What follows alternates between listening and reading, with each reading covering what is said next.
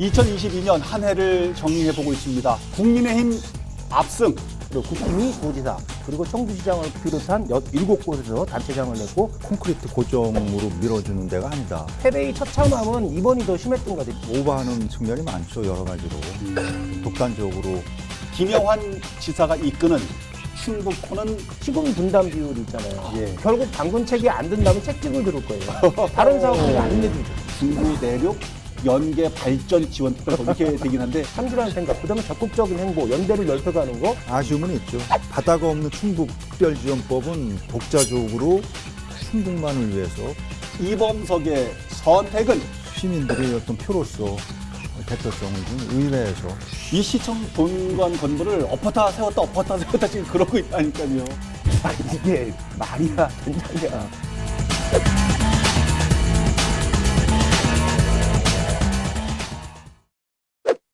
여러분 안녕하십니까. 라이벌의 불꽃 토크 대결 리얼 토크 한판입니다. 오늘도 최영민 변호사님, 홍순록 대표님 함께하겠습니다. 어서 오십시오. 네, 안녕하세요. 안녕하십니까. 2022년 한 해를 정리해보고 있습니다. 이번 주는 그 마지막 순서로 2022년 있었던 정치 분야 이슈 살펴보겠습니다. 자, 지역에 어떤 크고 작은 이슈들이 있었는지 하나하나 살펴보죠. 첫 번째 주제 가겠습니다.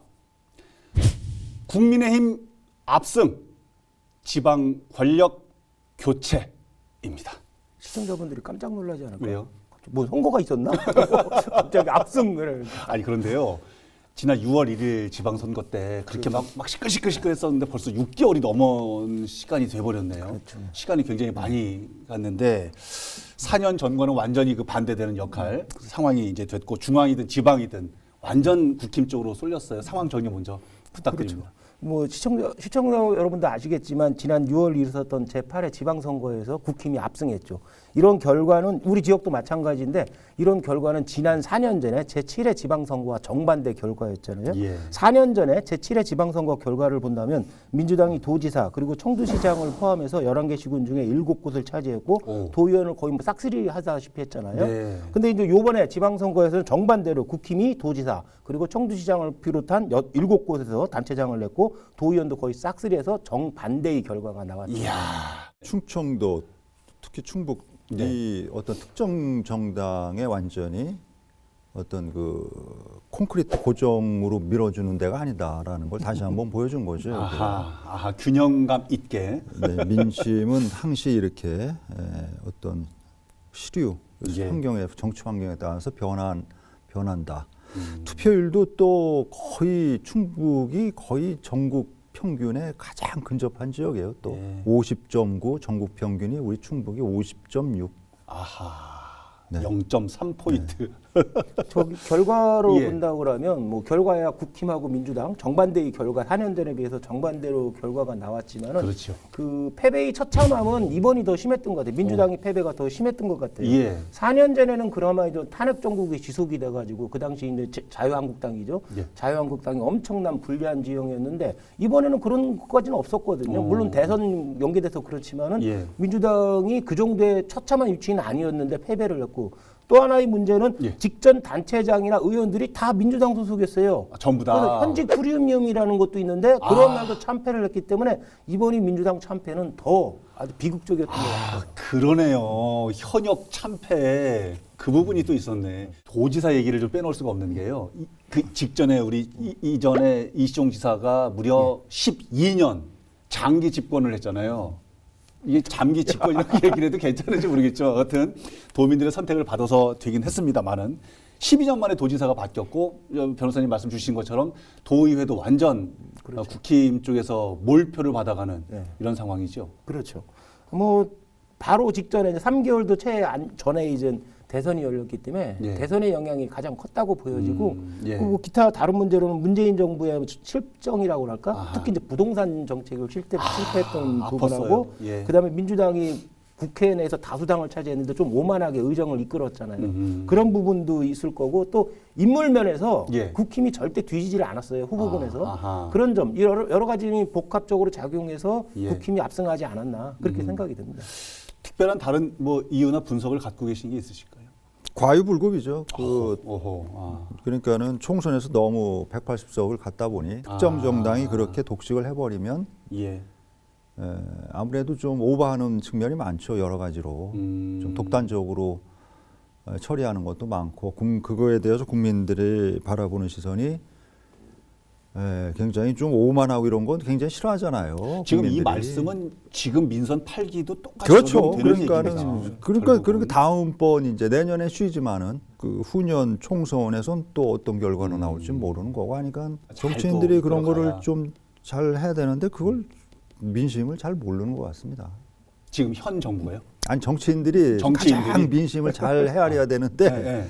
어떻게 보면은 우리 또 홍 대표님 뭐 심기 건드리는 뭐가 또 있네. 지금 또 뭐가 있어. 늘상 그 수식어로 국민이 뭐 바라지 않는다, 국민이 반대 뭐 이러지만은 결과적으로는 국민의 그 진심을 잘 헤아리지 못하는 제밥 그릇만 챙기는 뭐 이런 거. 국민이 아니라 국힘 아닌가요? 국힘이 말하지 않는다, 국힘이 원한다.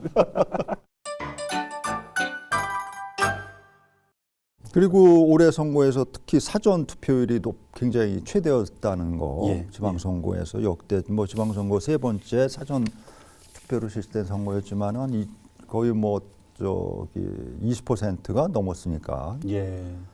50.9% 평균에 20%가 사전 투표를 넘었다는 거는 굉장히 이제 사전 투표가 정착이 된 해이고 예. 사전 투표율이 높다는 게 예전과 달라서 어느 특정 정당에 유리한 것만은 아니다라는 예. 것도 다시 한번 뭐 보여준 계기가 된 것 같습니다. 예.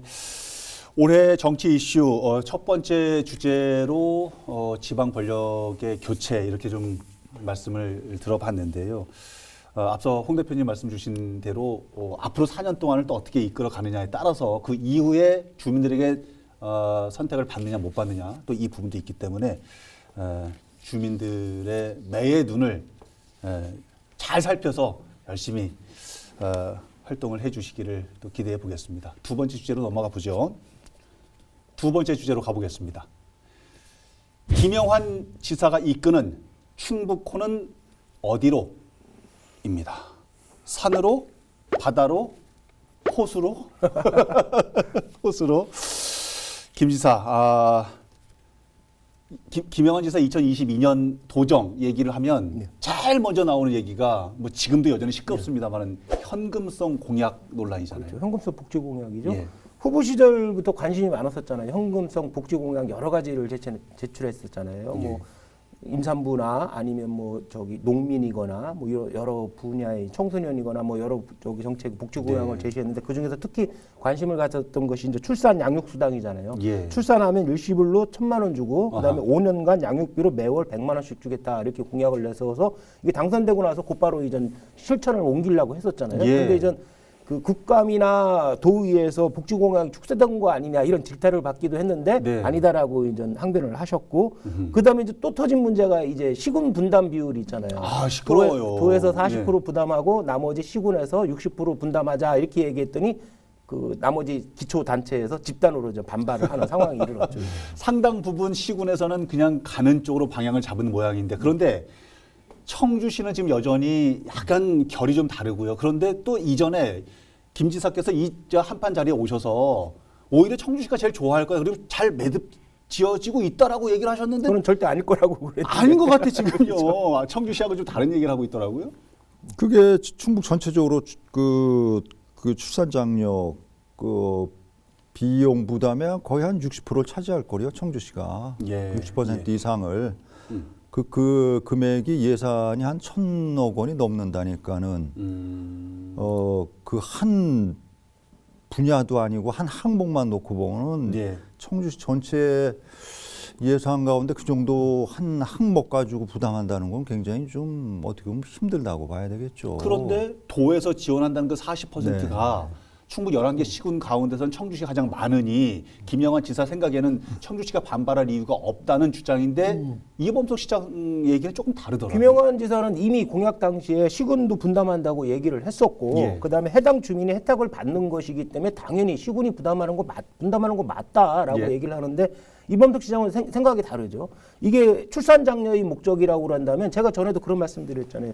출산 장려 그 자체가 목적이라면 국가에서 해야 될 일이다. 그렇죠. 이범석 시장도 그렇게 얘기하는 거고 예. 또 하나 문제는 소멸도시라는 측면에서 접근한다고 그러면 예. 청주시는 거기에 해당되지 않는다는 뭐 그런 속내도 있겠죠. 예. 그래서 이범석 시장은 분담 못한다라고 아하. 이렇게 계속 버티는 상황이죠.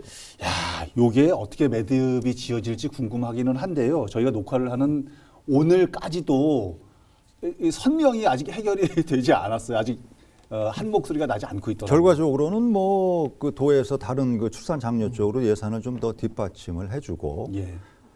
이 사업 자체가 자치단체에서 시행을 하더라도 보건복지부에서 사업 승인을 또 해줘야 되는 부분이 있나 봐요. 김영환 지사께서 제가 이제 방송 녹화 들어오기 직전까지 살펴봤더니 하시는 말씀이 시군에서 놀라울 만한 파격적인 제안을 했다 뭐 이런 얘기를 하시던데 교육, 보육, 돌봄 관련 뭐 예산을 이 부분이 좀 부담스럽지 않을 정도로 지원하겠다 이런 얘기를 했는데 이게 어떻게 봉합이 될지 궁금합니다. 일단은 김영환 지사 측에서는 일단 당근책을 내놓는 거죠.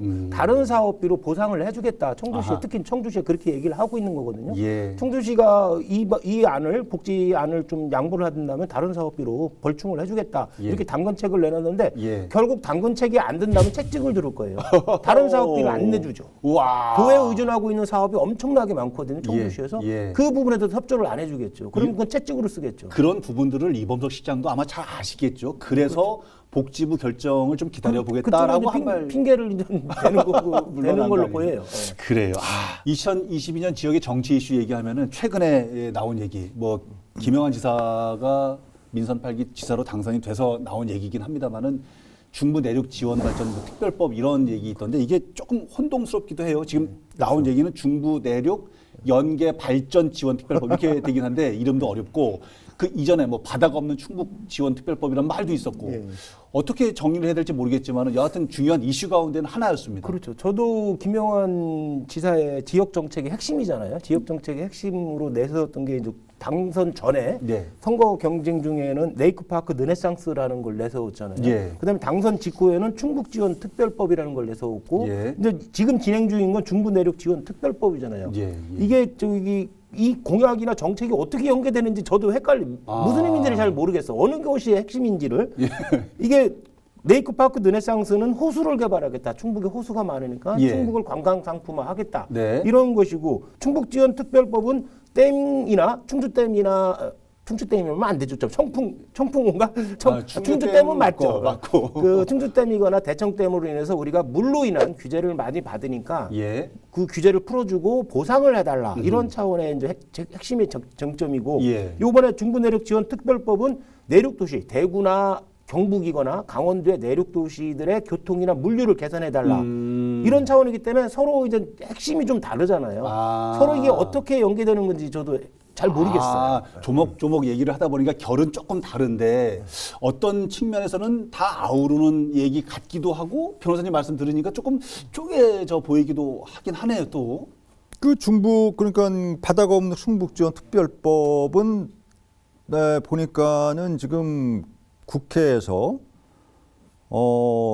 지금 그 야당 민주당 다수 의석이니까 예. 그 원활한 그 법 통과를 위해서는 좀 그 민주당 그쪽 의원들의 참여도 좀 중요한 부분이 됐고 그러다 보니까는 이제 좀 더 포괄적으로 여야 막론하고 이 법에 대해서 발의를 좀 해주면은 좀 더 원활하지 않겠냐 하는 아마 그런 생각을 아이디어를 가진 것 같아요. 그래서 딱 그걸 좀 이렇게 윤색을 했다고 그러나 이제 좀 더 발전된 확대된 지역을 확대. 네, 그걸로 해서 동참할 수 있는 그런 걸 좀 많이 만들어냈는데 지금 최 변호사 말씀하신 것처럼 이게 그러면은 레이크 르네상스하고 물론 일부는 이제 레이크 르네상스 사업을 하게 되면 중북 그 내륙 특별 지원 특별법의 일부는 아마 거기 포함될 것 같은데. 그런데 하여튼 레이크파크 르네상스랑은 어떻게 보면 어떤 좀 별개의 그거는 그 나름대로의 어떤 계획과 프로젝트를 갖고 가야 되는 구상인 것 같고 중부 무슨 내륙 지원 특별법하고 같이 묻어서 그걸 가는 건 아닌 것 같다. 아, 레이크파크 예. 르네상스 같은 경우 뭐 네. 지역에 호수 자원을 개발하겠다, 상품화하겠다라는 김 지사님의 그 참신한 생각이에요. 누구도 생각하지 못했던 거잖아요. 평가할 이제는 만한 뭐, 부분이 있죠. 이시종 지사님 12년 동안 이런 생각 자체를 못했기 때문에 김 지사님의 그 참신한 생각을 전적으로 저는 존경스럽다고 할 정도고, 아하, 예. 그다음에 레이크파크 르네상스는 충북만 해당되는데 네. 물 자원과 하다 보니까는 강원도 도지사랑 또 협력을 맺었잖아요. 어허, 그래서 예. 뭔가 좀 댐으로 인한 피해를 보상해 달라는 취지로 이제 법 추진을 하겠다라고 했고, 이번에 중부 내륙 지원 특별법 같은 경우는 이제 주로 이제 경북이나 대구랑 연계를 해서 법 추진을 추진하고 있거든요. 예. 이런 적극적인 행보, 참신한 정책, 참신한 생각, 그다음에 적극적인 행보, 연대를 넓혀가는 거, 이런 거는 정말 존경스러운 부분인 것 같아요. 야, 이거 딱 여쭤보려고 그랬는데 어떻게 그 제 머릿속에 또 왔다 가셨는지 딱 그 말씀을 해주시네요. 레이크파크 르네상스 부분은 좀 더 지켜봐야 어떤 그림들이 그려져야 될지 밑그림을 좀 봐야 될 부분이긴 합니다만은, 그러나 중부 내륙 연계발전 지원 특별법 이 부분은 지난 국감 자리에서도 여러 의원들께서 긍정적인 반응을 보였다고 글쎄요. 하니까 요 특별법 지금 가능성이 얼마나 국회에서 국회 부의장 되신 우리 상당구의 정우택 의원께서 예. 대표적으로 뛰고 계시잖아요. 아하, 그렇기 예. 때문에 지위나 그동안의 경력이나 이런 걸 보면은 통과될, 그리고 저기 경북권에서도 예, 다수가 예. 참여하고 있기 나팔 때문에 이유가 없으니까 통과될 확률도 높지 않을까. 변호사님께서 높게 보시는구나. 7개 지역, 7개 광역 단체랑 같이 연계해서 지금 이거를 만들겠다는 거 아니겠습니까? 예, 예. 특별법을. 아쉬움은 있죠. 바다가 없는 충북 특별지원법은 네.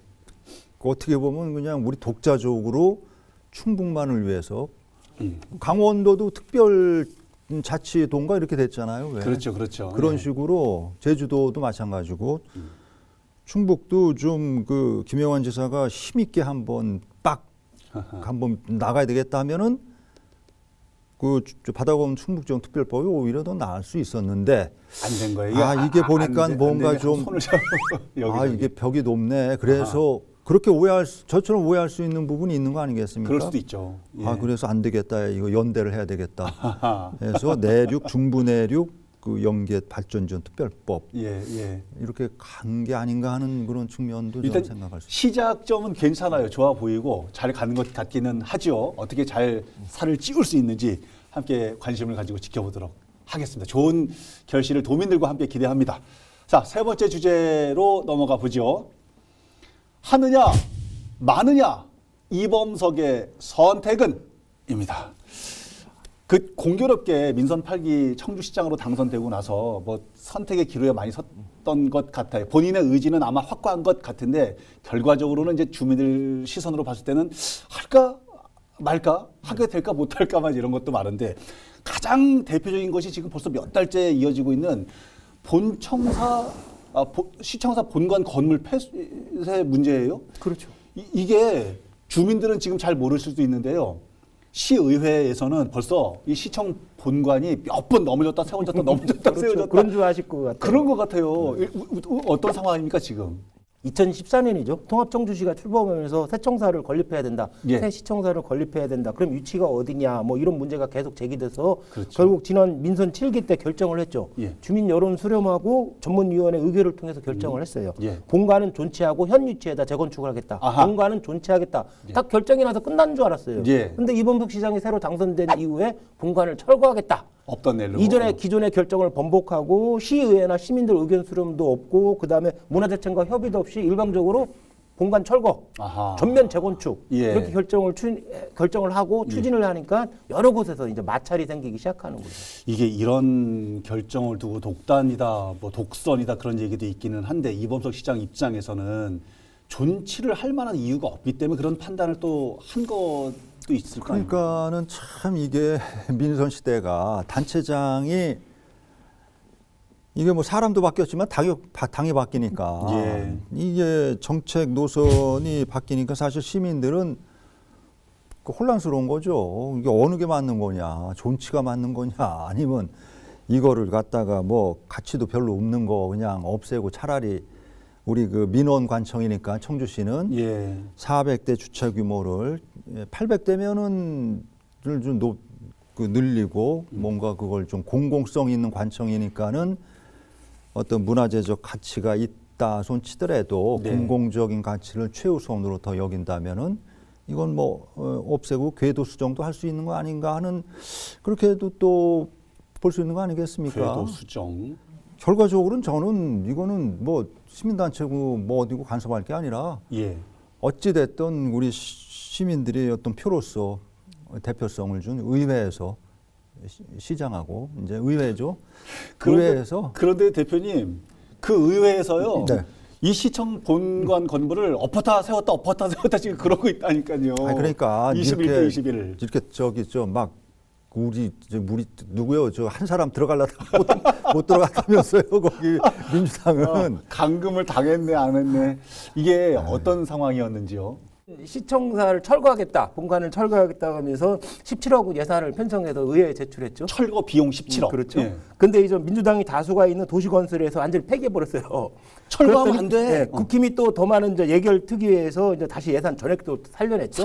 그래서 지금 청주시의회에서 대결 중인데 아. 국힘은 여론조사와 문화재청 협의를 전제로 조건부로 예산을 통과시켜 달라 이렇게 주장을 하고 예. 더불어민주당 같은 경우는 본관 철거비 빼고 나머지만 통과시키고 나중에 본관 철거는 추가 공정 예산으로 해라 이렇게 대립해서 지금 꽉 막힌 상태죠. 이게 지금 정부 여야랑 똑같은 상황이네요. 지금 그러니까 국힘은 17억 본관 철거 예산 17억을 넣어서 일단 통과시킨 다음에 이 17억 진행은 이것저것 얘기 들어본 다음에 여론조사하고 문화재청과 협의해서 그때 집행하는 그때 걸로 하자. 집행하겠다. 무조건 하려는 게 아니라. 근데 민주당은 그거 아니다. 이거 넣으면 안 되니까 일단 17억은 빼놓고 나머지를 가지고 예산을 지금 다 꼬였어요. 지금 청주병원 문제 꼬였죠. 네. 지금 KT 시의회 문제 건물 꼬였죠. 예. 임대 꼬였죠. 지금 그리고 존치 문제 꼬였죠. 본관. 예. 이거를 지금 뭐 어디서부터 지금 그러면 매듭을 풀긴 풀어야 되지 않겠습니까? 이거 지금 한 해 뭐 몇 억씩 뭐 지금 어디 밖에 나가서 임대로 나가고 지금 언제까지? 원래 올해 착공을 했어야 되는 거 아닙니까? 올해. 원래 계획대로라면 국힘 의견도 말이 안 되는 게 여론조사하고 문화재청과 협의를 전제로 조건부 통과다. 아니 이게 말이야 된장이야. 아니 여론조사 그럼 천천히 해도 되잖아요. 여론조사 하고 다시 예, 전문가 예. 의견도 들어보고 문화재청 협의도 하고 네. 그렇게 해도 안 늦어. 근데 일단 조건부로 통과시켜 줘. 이게 있을 수 있는 말인지 저는 뭔가 급한 게 있나 보죠. 뭐 우리가 모르는 뭔가가. 그런데 아이고. 그들이 지금 진행하려고 하는 여러 가지 공무, 우리가 말하는 그 공무가 누구를 위한 공무입니까? 주민들을 위한 거 아니에요? 근데 주민들은 지금 불편해하고 있어요.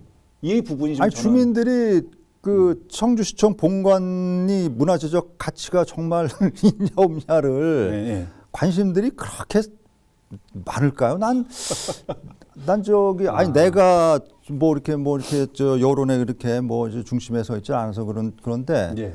아니 청주시청 본관을 없애고 말고 하는 게 그렇게 막 그 의회에서 막 당리당략이라고 할 수 있나? 무리지어서 막 한 명 들어가는 걸 못 들어가게 하고 이 정도의 가치가 있는 거예요. 난 그 정도까지는 아닌 것 이범도 같은데. 시장님 편을 들어주시는 네. 거예요. 아니, 그걸 뭐 편이 같이 아니라. 듣는 걸 왜 붙들고 들어지냐?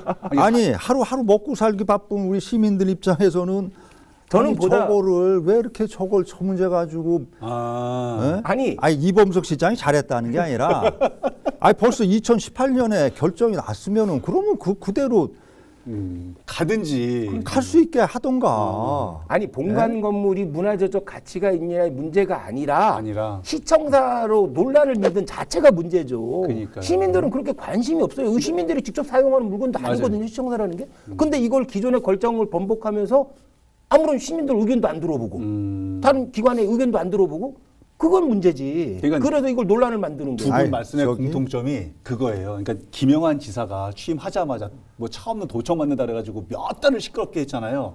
그리고 이 자리에 오셔서 뭐라고 본인이 그러셨어요? 잘못했다고 말씀하셨잖아요. 왜 그걸 쓸데없는 가지고- 걸로 해가지고 내가 그랬다고. 그러니까 혹시 시민들은 이범석 시장에게도 김영환 지사에게도 같은 목소리를 내고 있는 건 아닌지. 아니 좀 그러니까 그런 의회에서도 이렇게 동수로 의회도 왜 이렇게 동수를 만들어 놨어요? 한 명 더 많게 의석을 만들어 놓던 거지. 동수를 또 문제 네? 제기하셔. 그러니까 어찌 됐든 예. 시민들이 직접 정치를 할 수 없으니까 시의회에서 뭐 어찌 됐든 간에 거기서 결론을 내야죠. 결론은 시의회에서. 그 여론조사 항목에 하나 더 넣었으면 좋겠어요. 뭐라고요? 재건축 안 한다. 그냥 써라. 시 공무원들 그냥 써. 원래대로 아예 건들지 말고. 그것도 항목에 좀 넣었으면 좋겠어요. 이미 2022년도 뭐 이제 정치적 이슈라고 해서 이제 몇 가지 좀 여쭤보기도 하고 말씀 좀 들어봤는데 시민들은 지금 많이 피로도가 높아 있잖아요. 그렇죠. 당장 먹고 살 아니 글쎄 짜증 나죠. 뭐. 걱정이 좀 더 많은데 이런 문제로 자꾸 언론지상에서 맞아요. 이제 확인을 해야 되니까. 내부 문제 가지고 예. 이렇게 하는 거. 김영환 지사 같은 경우는 뭐 참신한 정책 내놓고 적극적으로 막 뛰고 있는데 예. 시는 내부 자기들 건물 가지고 아하, 지금 예. 이렇게 계속 논란을 하는 거는 좀 문제가 있는 거예요. 2022년도에는 좀 시끄러웠는데요. 내년에는 이런 문제들이 아주 산뜻하게 깨끗하게 시민들에게 피로감 없이 잘 정리될 수 있기를 함께 희망해 보겠습니다. 끝내기 한판으로 오늘 시간 정리해 보겠습니다. 변호사님. 건불 10년이란 말이 있죠. 예. 우리나라는 사실 4년 5년이죠. 건불이 4년 5년 뭐 자주 바뀌니까.